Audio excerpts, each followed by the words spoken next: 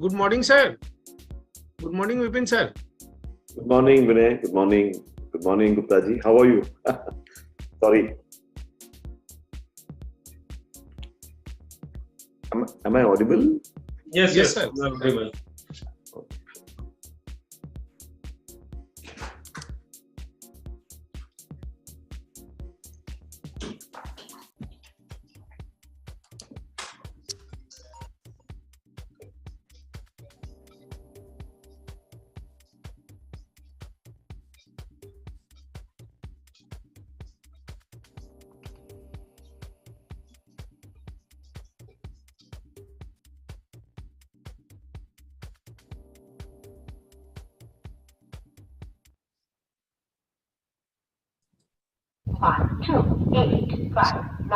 Mumbai Chhatrapati Shivaji Maharaj Terminus, Howrah, Gitanjali Superfast Express is arriving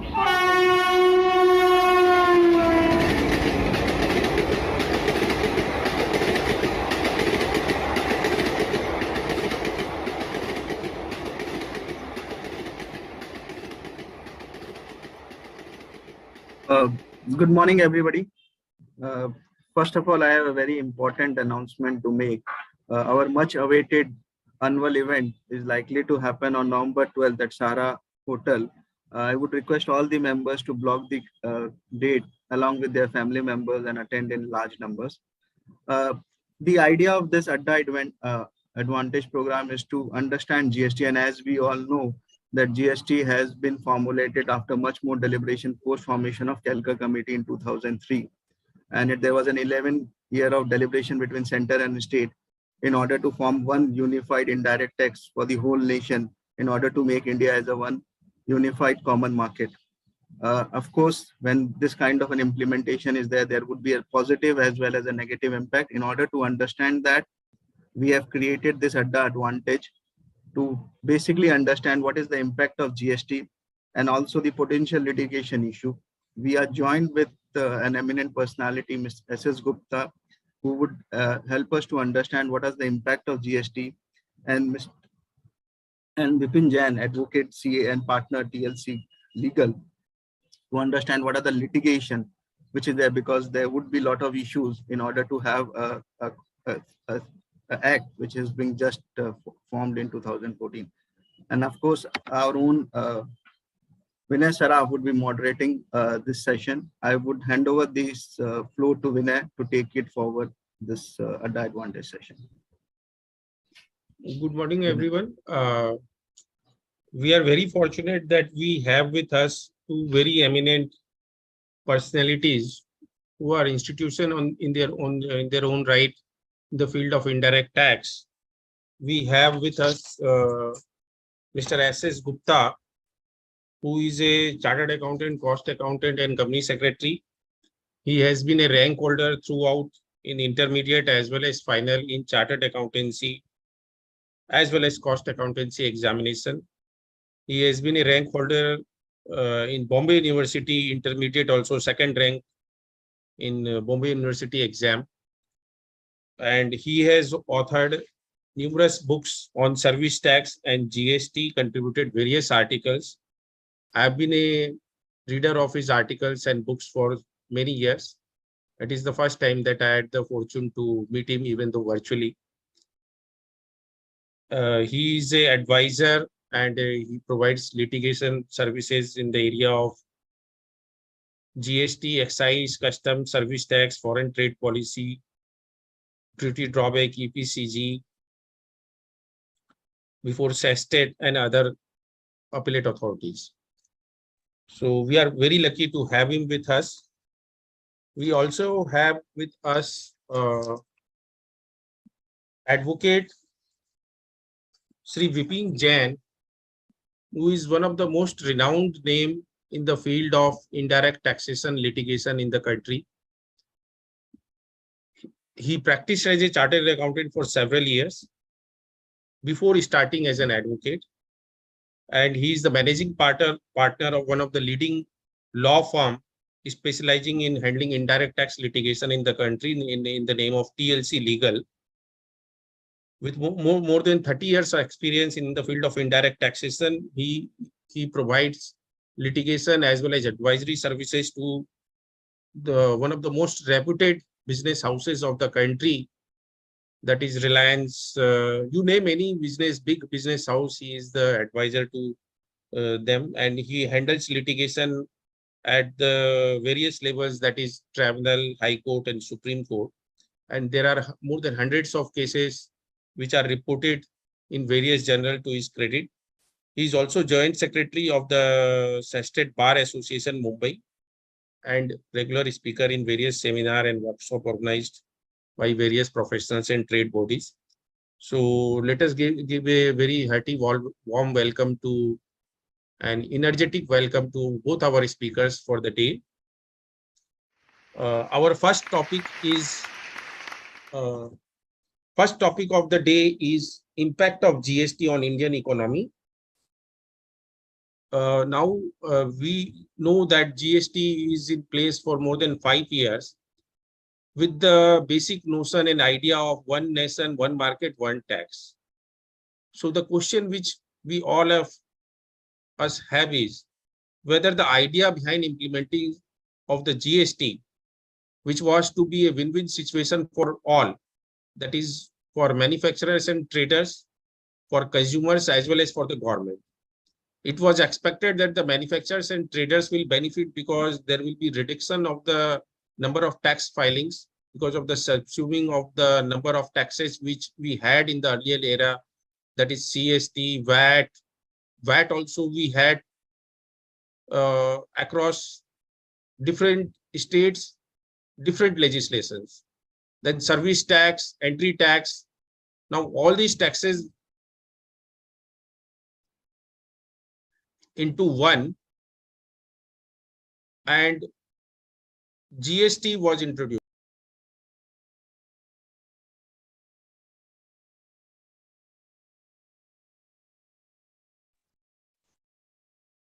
Sorry.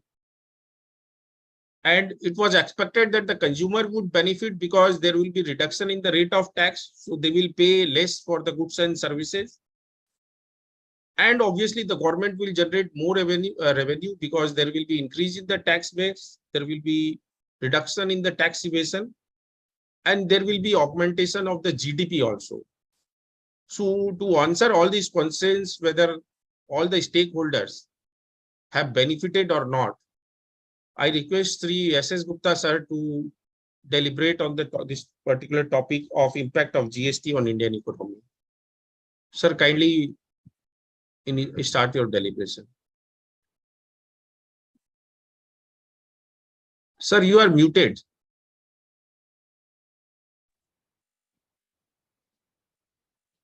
No, I am there. Open. Hello. Now You are audible now. Hear me? Yes, now sir. Can you hear me? Yes, sir. Yeah. Thanks, Vinay, for a nice introduction and nice introduction of topic also. And my co-speaker, Mr. Vipin Jain, my friend also, Ravi Lalpuria ji, and Amit Mathur. Friends, we all know that GST was introduced with a lot of funfair. And any indirect tax, let me be very frank, indirect tax or direct tax for that matter, what the businessman wants from a businessman angle, that there should not be a future demand for the past period. Now, in case of indirect tax, what happens is that normally the tax gets collected and paid. You basically acting as an agent for the government because you are collecting the tax and making a payment. If at the time when transaction is on, the certainty of tax is there, there will be no issues on that. But if in the past, in 2022, you are told that what you have done in 17 and 18 and 1920 is incorrect, and then the businessman gets panicky, and fast demands creates a problem. That's a major problem in the all indirect taxes. We are seeing this in the past also and now also. The second, as Vinay rightly said, that compliance should be as minimum as possible. Now, whether these two things are achieved, We'll see that. Now, why was the GST introduced? What was wrong with the earlier system? That also we must understand. I will narrate 4 factors, which was the major reasons for why we switched over from earlier to the GST angle. One is, earlier the VAT tax was being levied by the state authorities, and service tax was being levied by the central authorities. The excise duty was on the manufacture of goods, but excise was not a problem in a sense that central state authority were not concerned. You will find there are a number of issues where service tax authorities have classified a particular activity as services, whereas the VAT authorities have classified that same activity as goods. Now, a businessman cannot pay both. I'll give one example. All of us are using mobile phone. There's a SIM card inside. Now, when you put SIM card, there's a connection charges, whether it's for the goods or for a services. Now you have paid service tax. The department authority comes and says, sir, you should have paid VAT. If you have paid VAT, the department authority comes back and says service tax. Now, both if you charge, the consumer resists that I cannot have both. So ultimately Supreme Court decided. But the uncertainty in levying the tax at the time when the transaction is on, we all know our judicial system is there, which takes decades for any, Vinay will be in a better position to tell you that it takes decades for a final decision to come out when a dispute starts. Now, a businessman cannot wait for a decade to decide about what is to be charged and what is not to be charged. Same thing happened in software also. You'll see that CDs and all that recently Supreme Court also decided.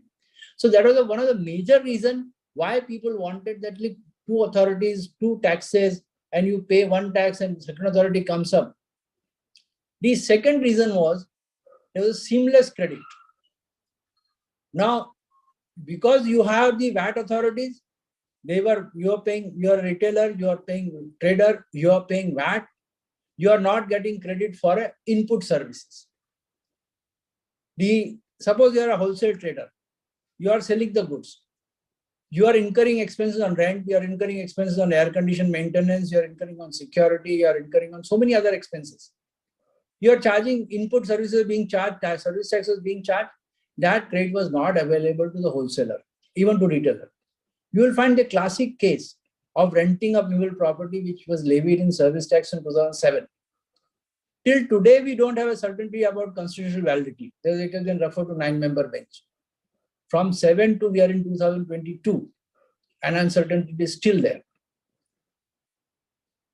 Why this problem came up? Because in most of the mall, the retailer resisted payment. They saying that you are charging me the rent or service tax on rent, which is 15%, and now I am not getting credit of that, so I will not pay. This is inclusive of tax. All that litigation starts the moment you don't get a credit. And that seamless credit problem was there, therefore they introduced it. Third is the submission of forms, C form, F form, and all that form. Those who deal with VAT, they are well aware how much was the problem in the dealing with this thing. Fourth is dealing with number of authorities. You are dealing with entry tax authorities, you are dealing with VAT authority, you are dealing with central excise authority, you are dealing with the service tax authority. For each transaction, you are running with so many authorities, and these are 4 major factors which government felt that this is increasing litigation, and the businessmen getting tired of compliance. Therefore, let us introduce GST, which is as Vinay rightly said, all these taxes were subsumed, and it was brought into a GST act. But when we brought GST, that was said one nation, one tax, and seamless credit and all that was talked of. But let us see whether in practice this has happened. When it came to implementation, this has happened. Now, for this purpose, briefly, structure is like this. You have in an intrastate transaction, that means when the same goods and services are consumed in the same state, the CGST and SGST is levied. So if we are in Maharashtra, I go and purchase goods in Maharashtra, I have to pay CGST and I have to pay SGST of Maharashtra. If I'm in UTGST, I'm in Union Territory, I pay UTGST. Now, but each state has got separate act for levying SGST. Maharashtra has got Maharashtra SGST Act. Kolkata has got West Bengal SGST Act. The UTGST has got their own UTGST Act. The same way, each state has got separate GST. Similarly, there is a IGST Act and there is a CGST Act. There are so many number of acts which are there. And therefore, you need to compulsorily obtain registration at each places. For example, let me explain this by example. Earlier, service tax in financial services, banking and financial, State Bank of India, he was having a one single registration at Mumbai, centralized registration. Compliance was easy. He has to deal with one authority, one person. Now he has to compulsorily obtain registration in all the states at Union Territory. And in addition to that, he has to obtain registration in input service distributor in many locations. That means at his level, the number of registration at least have increased 40 times. 1 to become 40. This is fine. That's why I asked you, financial services and insurance is a big problem in this. And number of compliances have tremendously increased in their cases. Now, when you deal with 40 authorities, you find that each one has their own interpretation. There's no coordination. So, when the number of authorities to be dealt with, at that point has still not reduced. If you look at the structure of this, when we call it one nation, one tax, literally, I mean, there's not a correct statement because you have so many, each state has their own SGST Act and each state has this thing. The second, whether the earlier factor seamless credit has achieved, answer is no. Today, if suppose like you are in, I'm in Chartered Account Mumbai, if I come to Calcutta and stay in the hotel, I have to pay SGST and CGST in the restaurant of the hotel. I will not get a credit of that because SGST credit of Calcutta is not available to person looking in Mumbai.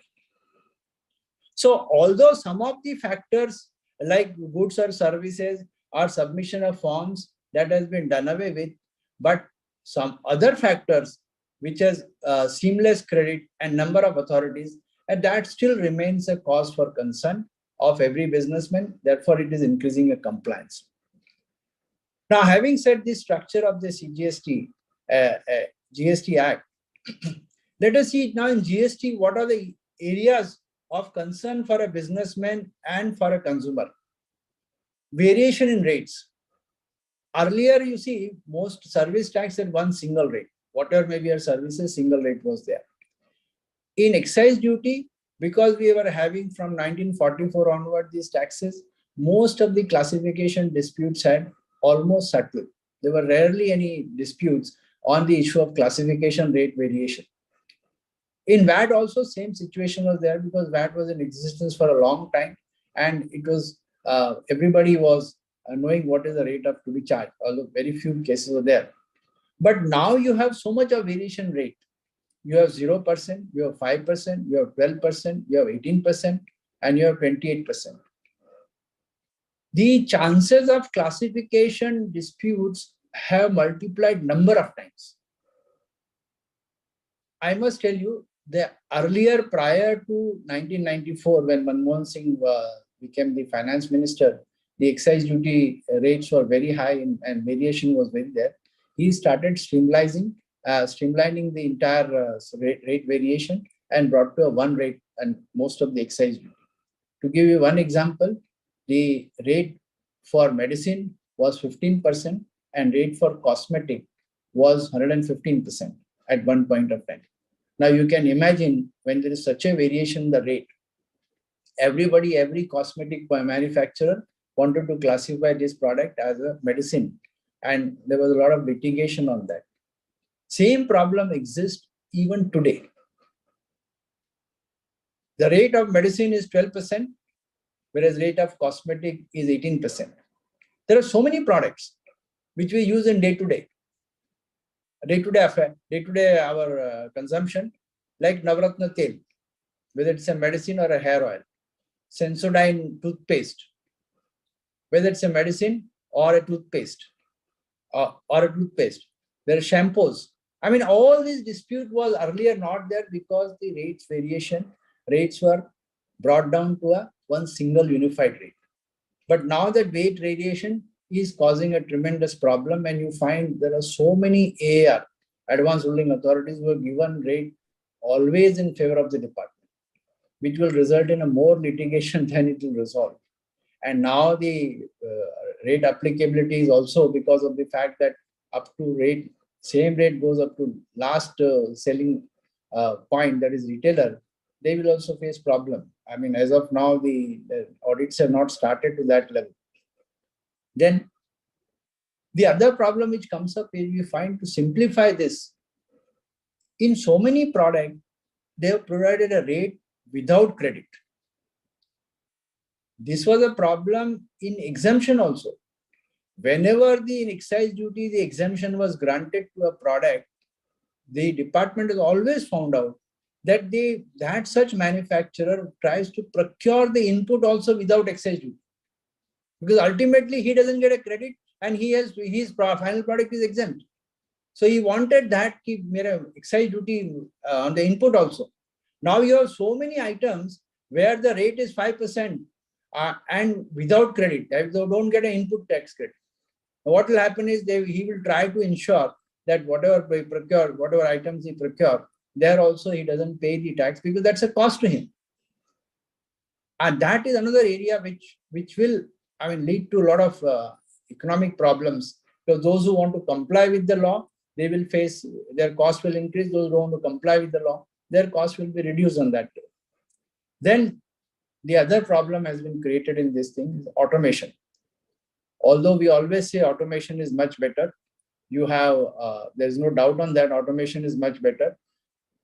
There is a separate Director General of Risk Management which has been created, and he flags off the risk which is available, which may happen. Now, one of the example I'll give you how they assess the risk. Suppose X supplier's registration has been cancelled. Now we are in 22. They have cancelled it with effect from 20. They have their own parameters for cancellation of registration.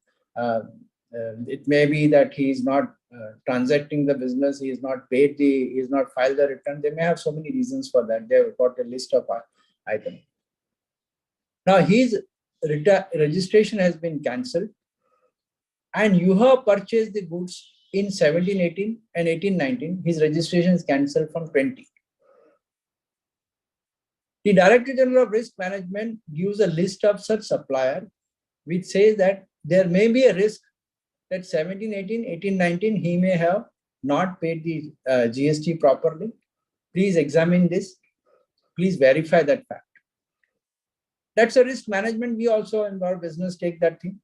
The department invariably takes that report from DGRM as a gospel truth and comes to the dues. In many cases, they will search the premises and they force the recipient of such a goods from them to reverse the credit. This is one of the example I gave you. Second thing, now you are purchased the goods from, say you are A person, you purchased the goods from B person, and B has purchased from C. C is defaulted. C's credit is available in B.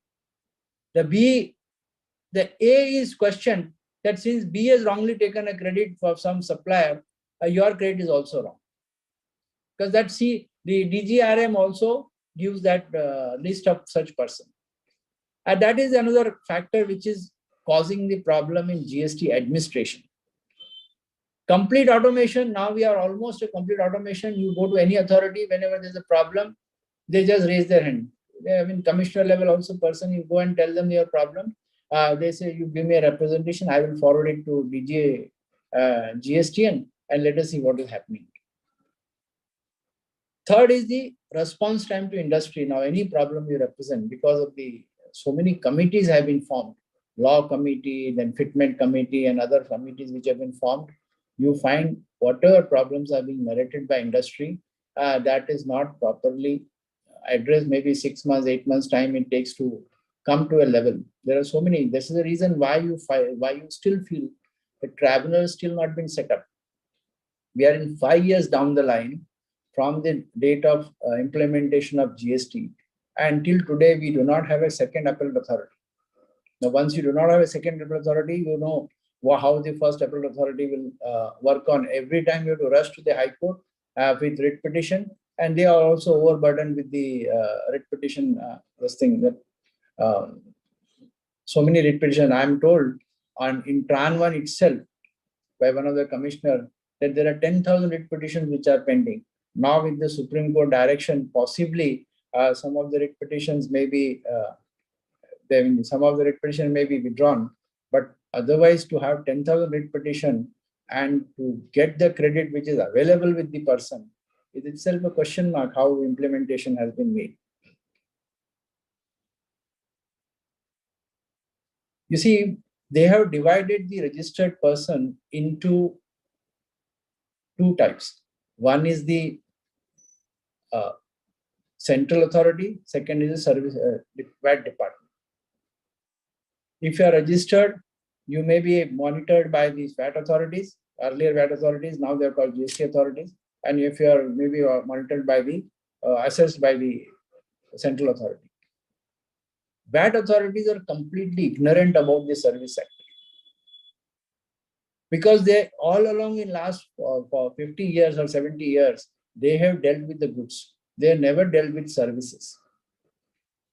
And therefore, if you are in service sector and hopefully in the financial service sector, and you are being assessed by the VAT authorities, then you will find that the problem comes up because to explain the service nature to them, nature of their service, insurance services, banking services, entertainment services, organization of event, there are so many problems which they have never dealt with. Management consultancy, if you are going for an refund of export, if you are going for refund of unutilized credit, you will find that you face tremendous problem. Now, hopefully they must have given the proper training and all that is there. But those who feel that I have been assessed by the VAT authorities and service sector, that creates a lot of issues. And with the result, what happens is, once you don't understand, you go on rejecting the refund.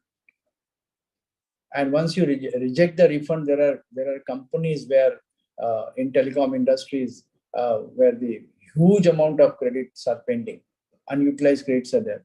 Now this affects the business because once credit is pending, the working capital gets blocked. You are not getting a refund. You are not working capital is blocked to that extent, and therefore the ultimately business suffers on that. So this factor of refund, now everything you have, earlier there was a system that you could buy the goods without payment of tax, but now that they have blocked it in the GST provision and the unutilized credit refund is available. But then practically we have seen in many cases when the amount is huge, amounts happens to be 50 lakhs, 1 crore, it's not a problem. But if it is in service sector, the problem on account of export, if unutilized credit is there, to explain them the nature of service and then treat the export of services is a big question because that earlier they have never dealt with this situation. Second factor we call in states where problem is the languages. Most of the notices also comes in the regional languages, Gujarati, Marwari, Hindi, and then Tamil and all, Telugu. Start from the what is written in the language is also a problem. Whether GST benefit has been passed on to consumer, that's a point which Vinay has touched upon. Whether the consumer has benefited, answer to very many questions is most of the GST benefits have not been passed on. The anti-profiteering authority was created for that purpose in order to deal with the those who do not pass on the benefit. But unfortunately, they did not make any rules and regulation. They did not have the proper method of determining the anti-profit ring for each of the business. Unfortunately, what has happened, these changes in rate in between has created tremendous problem. One, I mean, it is very easy for a GST council or GST authorities to change the rate, but kindly understand how does it affect the industry. For example, if you change a rate from, say, of electronic goods from 28% to 18%, the manufacturer has already paid the tax of 28% and the goods are lying with the distributor. That is recovered 28% and he has paid the tax. Now distributor says, sir, I cannot recover 28% because now they either you reduce MRP, whatever your charge is, this thing, and then you give me a credit for the 10% which is there. The rate of tax has not changed. It always changes from the prospective effect. So on the stock which is lying from the distributor to the retailers all are asking manufacturer to give the credit for that. Then only they can sell at a lower price. And manufacturer says, how can I give a credit because I already paid the tax? I will not get a credit adjustment for this purpose. And with the result, now every businessman then finds out their own way of doing this business. This frequent changes in rate, now recent also it has been changed, is causing a tremendous problem to the businessmen, to distributors, and return of goods. Now they put a deadlock on the return of goods within by September of the next month. Now these are all creating issues which as I said, seamless credit and all that we talked of is creating. Consumers definitely have not been benefited to the extent they should have benefited when the credit seamless, because the seamless credit itself is a question mark. So overall, I would say that the factors which has for reasons for implementation of GST, some of them have been resolved. I'm not saying that goods or services earlier, always you are under fearing whether the whatever you are doing, you are paying service tax, whether the goods authorities will come up and tell you, sir, you should have paid the VAT and this thing. These factors have resolved. Submission of forms also has been resolved. But there are other factors which is still not resolved. And that's why the businessman and consumer gets affected. Leave aside I am not talking of the enormous power of arrest and being given to the authorities for one reason or the other. I mean, those who have practically faced this situation, they only know how difficult it is. And people have been made to pay huge amount of credits, reversal of credit and this thing, even when they are legally entitled to that. So ultimately, any tax, is of course pinches to the businessman. And before I end up, we always say in a small joke which chartered accountants always listen. You also may have heard it earlier. Once in the dream of Indira Gandhi, the God comes and says, you are looking after the nation. I would like to give you can ask 3 questions. I will answer them 3 questions. And he asked, first question, when is Sanjay Gandhi going to be the Prime Minister of the country? So his answer was that not in his lifetime. He will not become a Prime Minister. He says, next question, when is Rajiv Gandhi going to be Prime Minister? The God says, not in your lifetime. And third question, when is a tax structure in our country will improve? The God says, not in his lifetime. So that is the tax structure which is there. And I think that we will have to continue. We had 1961 income tax. We are still grappling with the various provisions. And GST is 2017. I don't know when and how these various problems which Vipin will definitely narrate when get resolved. Certainly not, at least not in my lifetime, I can tell you that this will get resolved. With this, Vinay, I will end my speech. Thank you very much for giving me opportunity. Thanks, everybody. Thanks. Thank you very much, sir, for your wonderful deliberation. We will have question answer session after Vipin sir's deliberation. Now I request Vipin sir to give us a talk on the potential litigation issues in GST. There are several issues. Vinay, I have a request. I am in Patiala, sitting in Patiala. I have to leave for Chandigarh at 12:15. So I don't know if you have any question answer at that point. I'll be there up to 12 o'clock, 12:15. Then we will leave it. I'll Okay, listen to Vinay, Vipin. Yes, sir. So, you see, there are various issues in GST. Some of the constitutional issues, they are already settled by the Supreme Court. For example, levy of GST on ocean freight, constitutional validity to Rule 89(5), which decided the issue whether the refund of accumulated credit on services will be allowed or not. The Supreme Court answered against us. Levy of GST on ocean freight was decided on in favor of the SAC. The issue of transitional credit, so many petitions were pending all across the country, where for some reason or other one could not file the transitional form, or there was some mistake or other in the filing of the form. So that issue is also settled by the Honorable Supreme Court.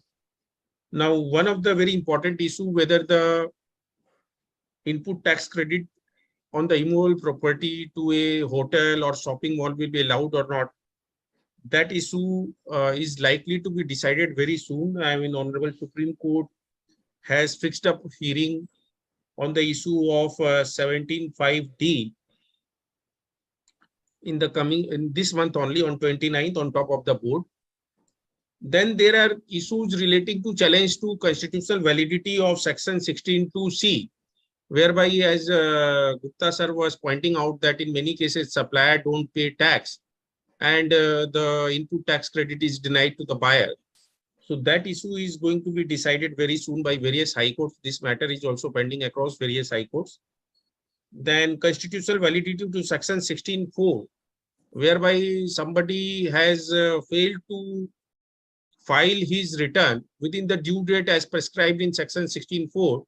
And because of that, the ITC is being denied, saying that you have availed credit beyond the timeline prescribed in section 16(4). So you can't get the credit. Now that issue is also pending across various high courts. And in fact, on this 22nd of this month only, this section 16(4) issue will be heard by Honorable Bombay High Court.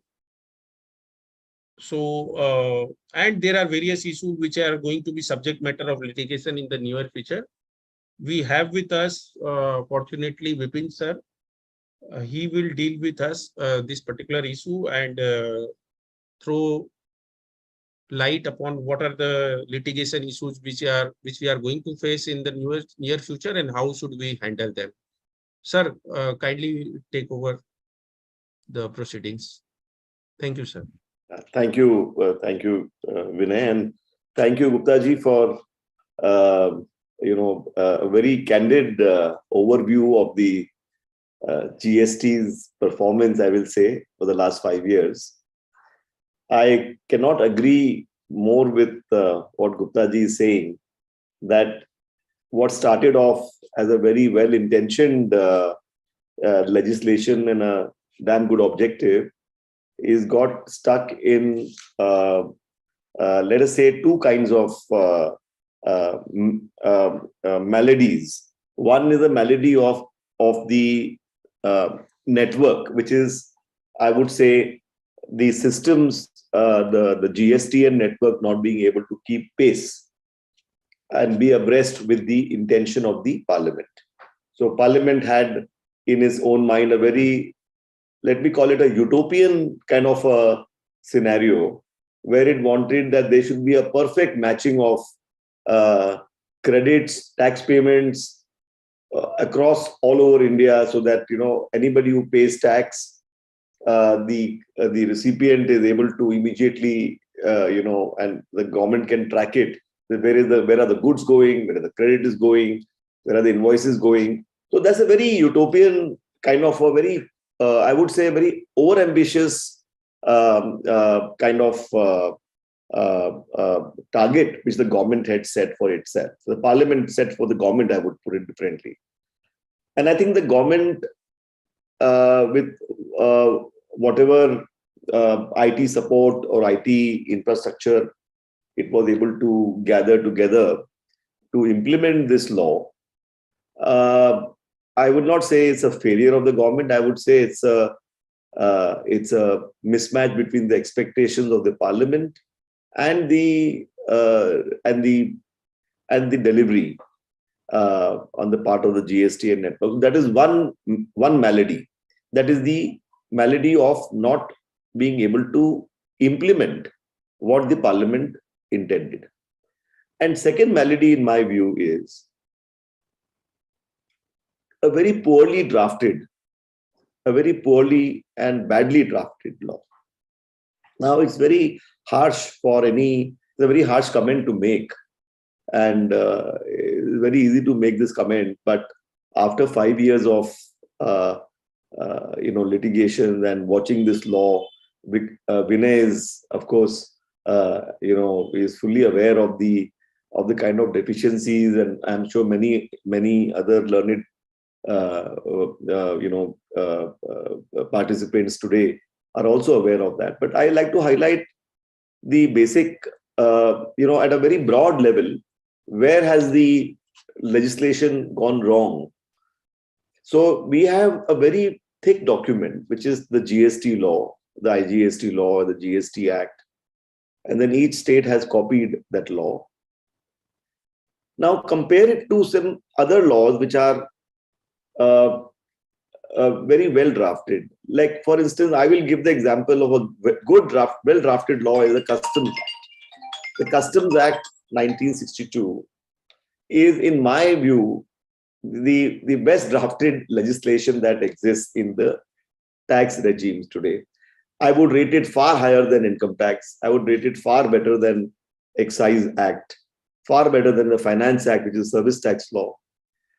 If you read customs law, you pick up any provision, there is a thread, and it uses one expression, that expression is defined, and you go back to the definition, you come up with an answer. So if you look at the law and you are reading it like a lawyer, not like a layman, as a lawyer, you are able to come to your point or come to the core of the dispute within no time. Now, that is not so with the GST law. That is not so. As a lawyer, I can say it's a muddled piece of legislation. It's a very muddled piece of legislation. Whoever drafted it, and I'm told there were many cooks involved. So the rule is that too many cooks spoil the broth. So I think it is one of the reasons is that there were too many people involved in the making of this one law. And it is a hodgepodge of ideas loosely thrown all over the place, with the result that today we have Justice Padiwala, a judge of that eminence. Vinay has had the benefit of appearing before him in many cases. But whatever little I have seen of Justice Padiwala, a man who's very sober, and he said that it is easier to go to the moon and come back than to understand this piece of legislation. And he said so in the court, and I think it's part of a judgment also. Now, when a judge of that eminence and that maturity, who's been handling tax matters, it's not as if he is new to it. He's a judge who's been on the tax bench for at least 2-3 years minimum, if I'm mistaken, if not more. And he says that having seen direct taxes, having seen customs law, having seen excise law, having seen the octroi law, the VAT law, and all other indirect taxes, he says that this is impossible to understand. And I tend to agree with him.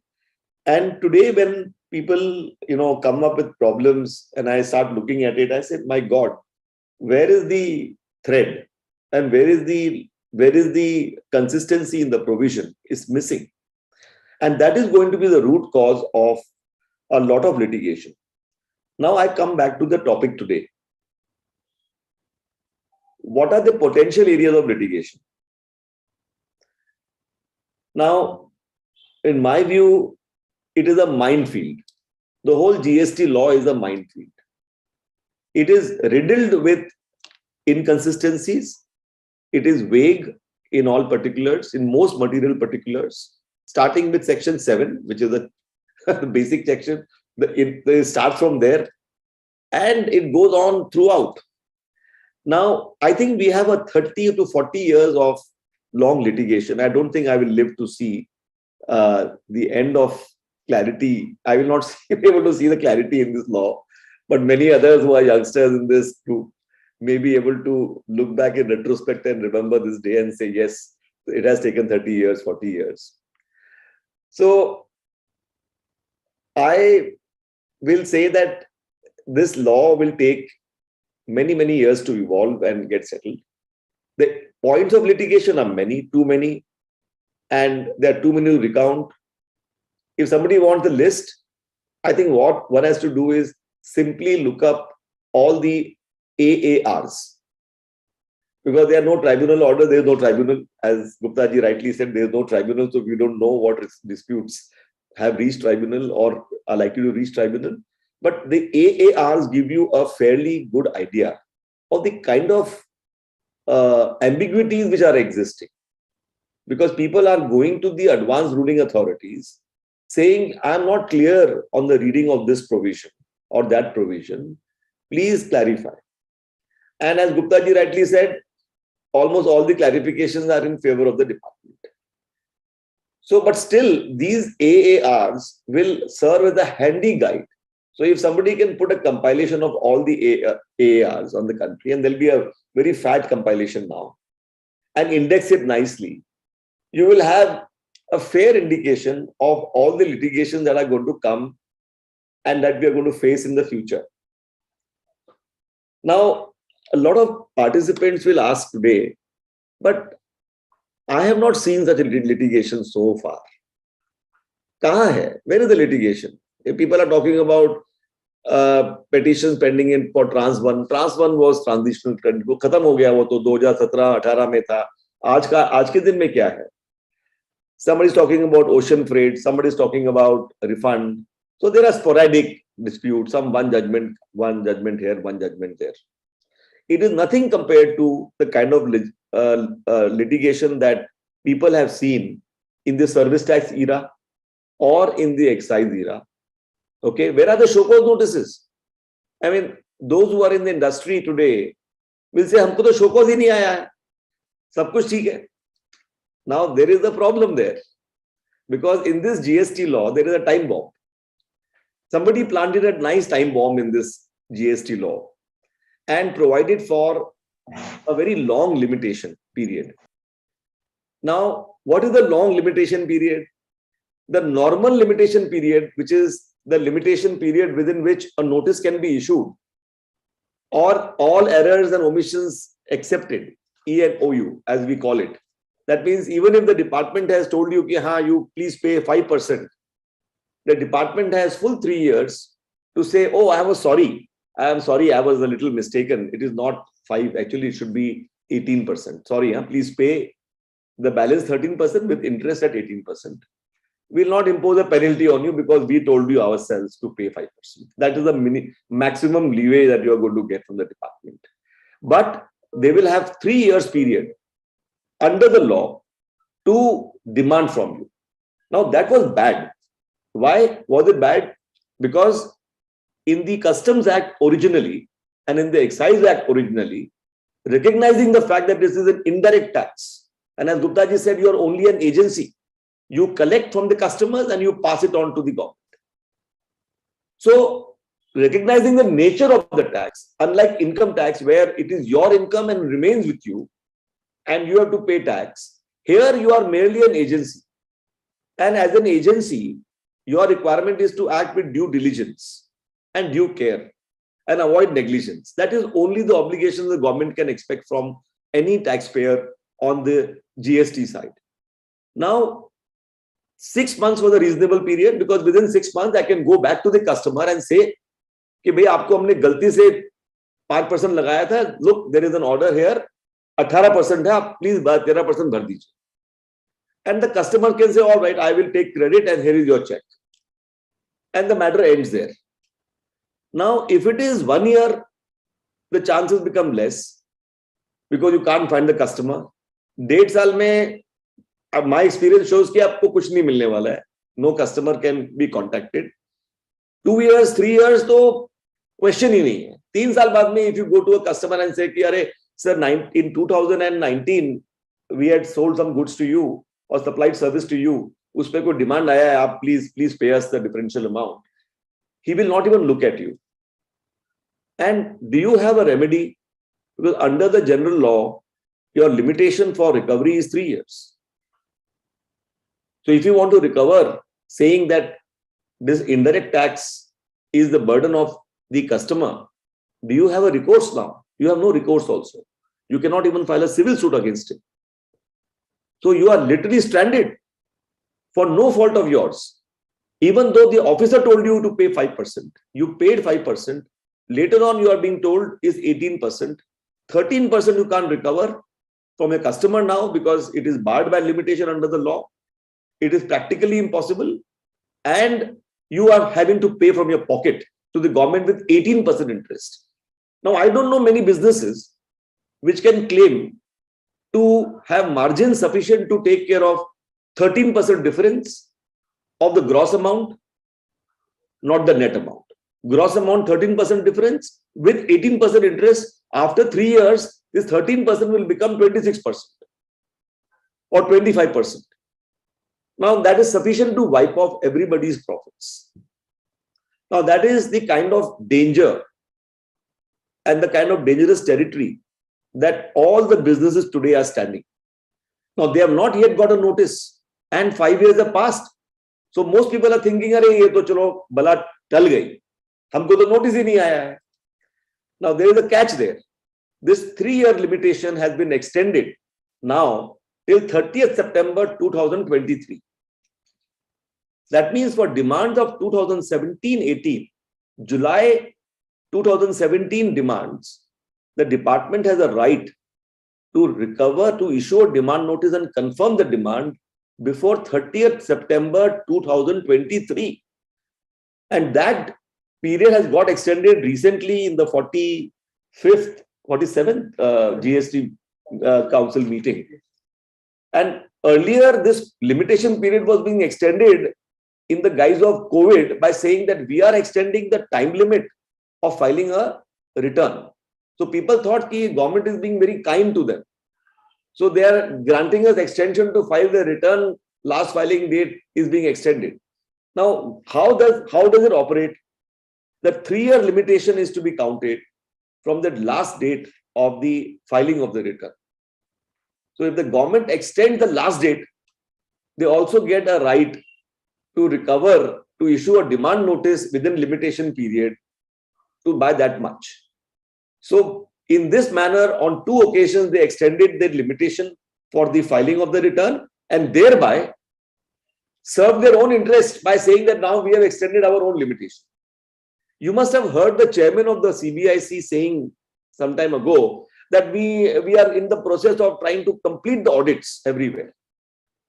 Why? Because they want to issue demand notices under the normal limitation period without getting the demands time barred. And for that reason, they have quietly extended the limitation period for filing of the returns. And as a consequence, they have got an extension for the limitation also. So now we are looking at an extension of almost 6 years. The limitation is 6 years and with interest. So 13% in 6 years with 18% interest becomes almost 30%. Now 30% of the gross amount is sufficient to wipe off everybody's margins. Now this is the danger of this law. This law is badly conceived because, and it is unfair, this limitation period of 3 years in itself was unreasonable, ought to have been challenged in a writ. Vinay, I'm giving you an idea. Please start preparing a writ. Okay. So, so this ought to have been challenged long ago. It has not been challenged because your general law of limitation only gives you 3 years time to recover. Indirect tax is a levy to be recovered from the customers. Customers you can't recover after 3 years, either practically or legally. So by extending this limitation period, you have ruined the whole business environment in the country. And everybody today is thinking that I have not got a notice, but they don't know what is in store. We can have this discussion after 1 year when you will be saying that everybody has got a dozen notices. The smallest SSE will get at least 12 notices. Now, why 12 notices? If you look up the issues of the AAR, all those issues which are in AAR are going to become no show cause notices. Whether they are valuation, whether they are rate of duty, whether they are ITC, whether they are cross charge, ISD, you name it, mixed supply, composite supply, there are enough bombs on the way. There's a whole minefield here. And the law is not settled. The officer is going to say that, look, you may be a very nice person, but I'm going to give a notice because the law is not settled. And please see, there is one AAR against you. So how can I, as an assistant commissioner, deputy commissioner, superintendent, who am I to even let go of this one issue? Sorry, audit kiya hai, aapko show cause aayega, sir. So you have to, so the litigation on this side, you asked me a question, the topic is potential areas of litigation. I can only say there is more potential here than in any other business. It is going to be full of litigation in 1 year. Now, why did I say 1 year? Because this 30th September 23 is a date by which the demands have to be confirmed. So unlike the service tax law, unlike the excise law, where the limitation was for the issuance of the demand notice, the limitation under the GST law is the confirmation of a demand. So there should be a confirmed demand issued in order to be enforceable by 30th September. So give it 3 months time for adjudication. So you will find that by 30th July 2023, that is exactly a year from now almost, people would have got ample amount of notices. And there will be show cause notices coming on almost all kinds of issues. Now I can give you as a sampler, because this is too short a duration to give a long list of these issues. But as I said, that if you look up the AAR, you will get to know. But I'll give you a sampler of the kind of law, the bad drafting of the law, and the kind of notices that you're going to get, the people are going to get. Now, I have prepared a small, can you give, Vinay, can you give access to Abhishek Devdar, because he can do the screen sharing. I'm a little poor at this. Yeah. Abhishek Devdar, you see on this. Admin, please allow this screen sharing.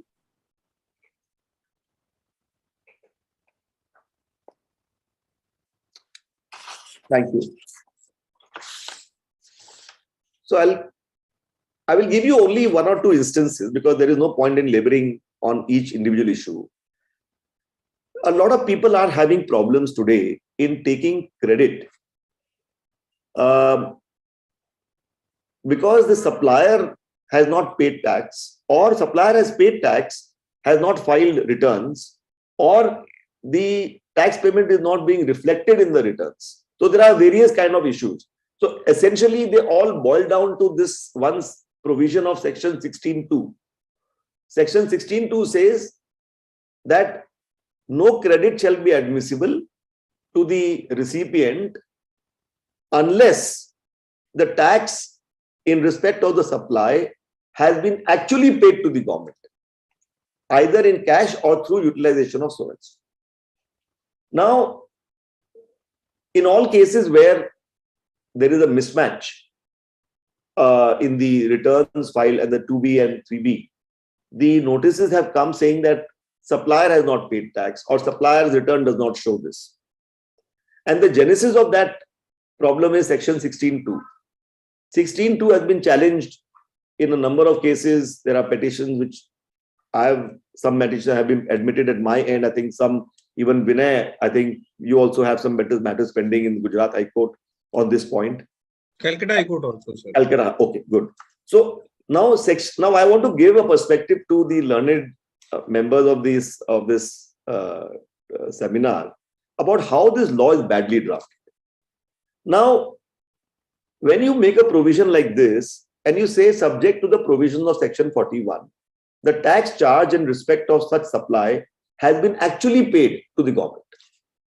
Now, this requirement of actual payment to the government is 90% not fulfilled in any case. Because when you are taking the credit, you are taking it without knowing whether the other person has, within the due date, paid tax. So even if you are buying from a from a government company who's paying tax, but the tax is being paid, say, in the next month, all right, and the credit is being taken earlier, theoretically, all such credits are wrong. All credits are wrong. Even now, maybe after 1 month, tax stands paid by the other person. But if you ask me originally, was the credit correctly taken? Answer is no, it is in violation of 16(2)(c).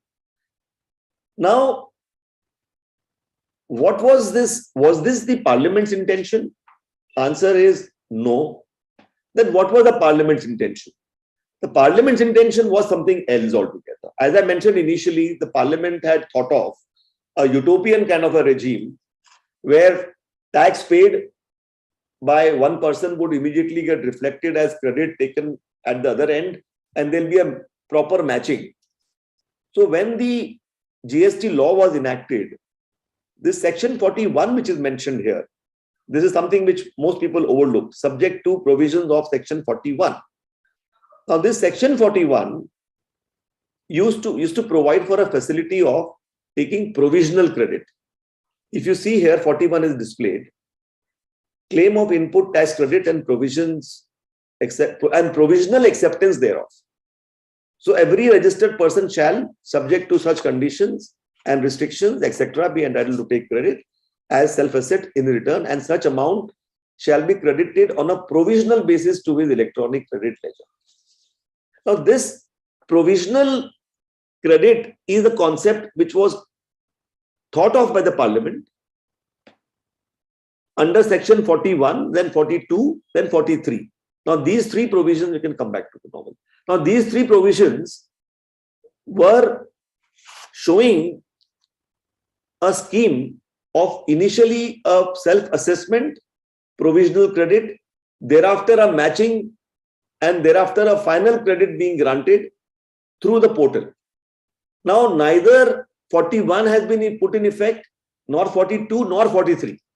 All these three provisions have remained a pipe dream, and by government's own admission, these have not been put into force. Now, if 41 is not put in force, how can section 16(2)(c) be ever operated today? Because section 16(2)(c), the requirement is subject to the provisions of 41. If 41 is not in place today, you cannot operate 16(c). Now, that is one piece of defective legislation which nobody is noticing, nobody is seeking to correct it. In the last budget, 41 has been amended to remove the word provisional. But 16(2)(c) remains as it is. And therefore, all credits that are being taken today, if you ask in theory, all of them are wrong. None of them are correct. But that is not the government's intention. But the law is badly drafted. So this is just one example I gave. Another example I would give is the example of section 17, that is the ITC. Now, where is the scope for dispute there? Section 17(5) blocks credits on various kinds of taxes paid on goods and services. Primarily, goods and services required for construction of immovable property are not allowed under section 17(5) B and C. C and D, sorry. So C says was contract services when supplied for construction of an immovable property other than plant and machinery, And D says goods or services are both received by a taxable person for construction of your immovable property other than plant or machinery on his own account. So there are two clauses, C and D, both saying that some services or some goods are ineligible for availment of credit, ITC, if they are used for construction of an immovable property. Now let us take the example of a mall. Now a mall owner constructs a mall and leases out the mall to various companies for running their shops. Normally he should be entitled to take credits of all the taxes paid on steel, elevators, escalators, lifts, lightings, construction material, all that he should be able to take, because he is using it ultimately to construct a mall, and then mall is basically being used for supplying its service, output service, on which GST is being paid. But clause C and D both are being cited against him to deny him the credit. Now you will see clause C refers to plant and machinery. Clause D refers to plant or machinery. Now the expression plant and plant or machinery are two different expressions. The definition in the section is only for plant and machinery. And this definition of plant and machinery excludes land, building, or other civil structures. Let's put this exclusion clause. Yeah, exclusion clause, but excludes land, building, or other civil structures. So what it means is that you cannot take ITC for construction of immovable property unless such immovable property is plant and machinery. Plant and machinery excludes land, building, or other civil structures. That means if there is a negative covenant, there is a positive covenant, and again an exception to that. So the net result is that you cannot take credit of services and or tax of services for land used for making land, building, or other civil structures. The question may arise whether a mall owner can take. Government will say, department will say that, look, you are a building, you are making a building, a mall is a building. Now, what is the defense available to him? Now, there's going to be a huge amount of litigation on this point. There's already a judgment of the Odisha High Court in the case of Safari Retreat, where unfortunately by a very cryptic order, the court has allowed credit. But as Vinay said, that this matter is coming up in Supreme Court, there'll be arguments. I don't know whether that cryptic order of the Odisha High Court will be sustained. I very much doubt. But there are many other grounds for arguing this point. And this is a hotbed for litigation. Now, what is the meaning of plant or machinery is not defined. Plant or machinery is not defined. It means plant would mean, as whatever we understand the plant to mean. For a mall owner, what is a plant? His building. Because that is the essential test under the income tax law, all the case law that we have, starting from Taj Mahal hotels to Anand Theatre to scientific engineering case. All these cases have dealt with the word plant. In a normal sense, plant would include anything that one person needs for conducting his business, and it should be of durable utility. It should be capable of repeat use. Applying the test, a building for a mall owner is not stock in trade, but a plant. If it is a plant, it is covered under clause D, and I can take credit on goods and services received for construction of an immovable property of a plant other than plant or machinery. So if it is a plant, then even if it is immovable property, I can take credit. So this is the argument, and this is the areas of these are the kind of disputes that we are going to see in the times to come. Now, there are many more areas of dispute, but I think we don't have the time. And I think I would rather have Gupta ji. I hope he's still there. He promised us that he'll be there till 12:15. So we can have some discussion on this now. But then I've just given you a sampler of two areas. There are disputes, and there are disputes about when you can do a cross charge, when you can do an ISD. There will be disputes about circular trading. We have a nice circular now dealing with circular trading. I am sure many people have in the group would have seen those circulars. That circular A, B, and C. So, I mean, for want of time, I will not be going into specifics. But I think I'll leave the floor open now to Vinay and Gupta ji to take questions. Thank you. Sir, immediately I have a question with respect to 17(5)(c) and D. That what is your view? I mean, you said very correctly that Odisha High Court judgment is not very happily worded, and what will be the fate of that we don't know. So, what do you think? I mean, my perception is that there should be a writ petition directly before the Supreme Court under Article 32, whereby more people, where the petition itself is, the scope is wide enough to argue more issues than what is already decided by the Odisha High Court. Otherwise, will be restricted to what is decided by the Odisha High Court and the arguments surrounding that. And maybe more interveners can join. What is your view on that? See, I think Vinay, in a writ jurisdiction, whether it's before the High Court or before the Supreme Court, normally the courts will say that, look, we are not here to decide abstract questions of law. Okay, we are not here for that purpose. Let these matters come up in the context of certain facts. Let the lower courts, let the tribunal or the authorities come to some conclusion, and then we can decide. So when do you get the opportunity to go before the court and argue on a provision of law? When you say it is ultra vires. Okay. Yes. When you say it's ultra vires, then the court says, yes, this issue only we can decide. This issue cannot be decided by the lower authorities.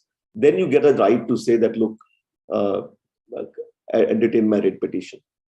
My difficulty is that on what ground will the Supreme Court entertain a 32 petition on an abstract interpretational issue? They'll say, well, constitutional validity issue, sir.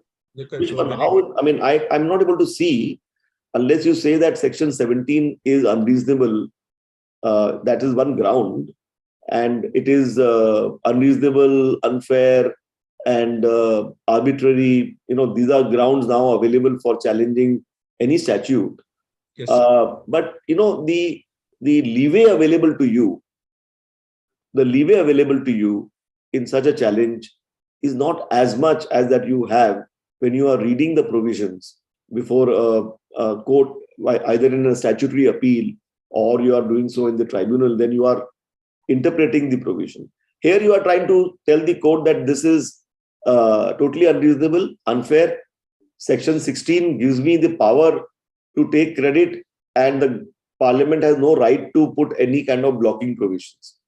Okay, now, or you have to put blocking provisions for a particular kind and not this kind. Okay, so now to say that the Parliament has no power to put blocking provision, I think will be far-fetched. The court will say, well, it is for the Parliament to give you a benefit, is for the Parliament to restrict the benefit. We are not going to interfere in these matters. So I can foresee that such a challenge will get thrown out within no time. Okay. Now comes the next question, that there is a Section 17(5) blocking provision. There is Section 16 which says that you are entitled in principle. Now, a particular provision of Section 17(5) can be challenged, saying that this is totally arbitrary, totally unreasonable, and is going to lead to a very discriminatory situation, unfair situation, etc., etc. Now, you have to really make out a case on those lines. Okay, so I mean, I think your your elbow room is very limited. You know what I mean? So I'm not able to see. The right thing should have been, as Gupta ji said, there should have been a tribunal. 5 years have passed, there's no tribunal. How do you go? Where do you go? Throw some light on that, sir, when the tribunal is going to... There is a group of ministers constituted, headed by Mr. Chautala, that Haryana's finance minister. So they were to give a recommendation. I'm told they've given a report. So they have to make some changes to the GST law, because the problem is that in the GST law, there are 2 technical members and 1 judicial member. Yes. That basic structure will not be approved by Supreme Court at all. Supreme Court has already given some 3 judgments in Madras Bar Association. They are very clear that they will not allow this kind of a tribunal to ever come into existence. If the parliament makes law, they'll strike it down. If they again make a law, again they'll strike it down. If they bring ordinance, they'll strike it down. So they have done this in the case of other tribunals, and they'll keep doing it. So the GST Council realized that now, if you want tribunal to come, they have to fall in line with the thinking of the Supreme Court, that the tribunal must consist primarily of judicial officers and not of administrators and officers. And that is the right thinking. And I think the thought process has been accepted now broadly. So, but the practical difficulties are some more, that at the state level, the hierarchy of the officers is very different from the hierarchy of the officers in the central department. So if you see the IRS hierarchy, a commissioner is of a certain rank and a certain pay. In the state, a commissioner is a very big officer. Commissioner is almost the level of additional secretary, Okay. So a joint commissioner in the state government is actually of the rank in terms of importance, and maybe I do not know what pay also with the commissioner on the center side. So when you are trying to form a tribunal, you will have to, now they have provided in an omnibus manner that joint secretaries can be joint commissioners can be members of the tribunal. It won't be workable in the central setup. I think they want more matured people, more senior people to come in. So those are the difficulties which are being sorted out. So I think in the next 6 months, you shall have clarity about the tribunal. So till such time, anyway, Shokos abhi aaya nahi hai, abhi to aayenge aap, as I just explained to you, the floodgates are going to open now. In the next 1 year, you will see notices coming in, because audits are taking place. And in the last hours, what they will do probably is that they will issue notice on the basis of 26 AS and your GST return, which they did in the service tax sale. Possible hai, definitely possible. Agar kuch nahi hoga to last 1 month, I have seen notices coming to doctors. Now I cannot imagine notices going to doctors, but they have gone. They are saying, as you rightly said, वो 26 AS का data लिया और doctors को issue कर दिया है. अब doctors are saying that, sir, हम तो doctor हैं. So अच्छा आप doctor हैं, but you tell us that you are not doing any cosmetic surgery, because उसमें there is an exception to cosmetic surgery. You prove the negative. So then doctor is giving a declaration that I don't do cosmetic surgery. तो उसके basis पे drop कर रहे हैं. So this is a complete joke, and the officers also know that this is a joke. So this is the state of law today. Uska kya hoga malum nahi hai, Vinay.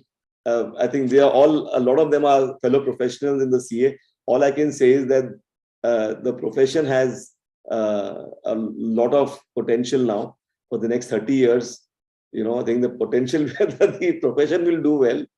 Businesses are going to suffer on account of this longish limitation period. This is very unfair. And this is a normal limitation, 3 years. Then there is a 5 year limitation, which is still beyond it. So you will end up with a case where 2017 demands can be raised till 2015 September. 2025. 2025 September. I mean, what kind of a law, what will an SSE do? I mean, a manufacturer do? I don't know. What will he do? Conducting business in today's environment is very hazardous, frankly, if you ask me. Yes, sir. Looking seemingly very nice and quiet. No notices coming. So only some lawyers going to the High Court for writ petitions. But the notices are coming. They are like, Yes, they are going to come now. Now I request participants, if they have any question, then one can raise their hand or put their question in the chat box. I have a question with me, but I will ask the question once other questions are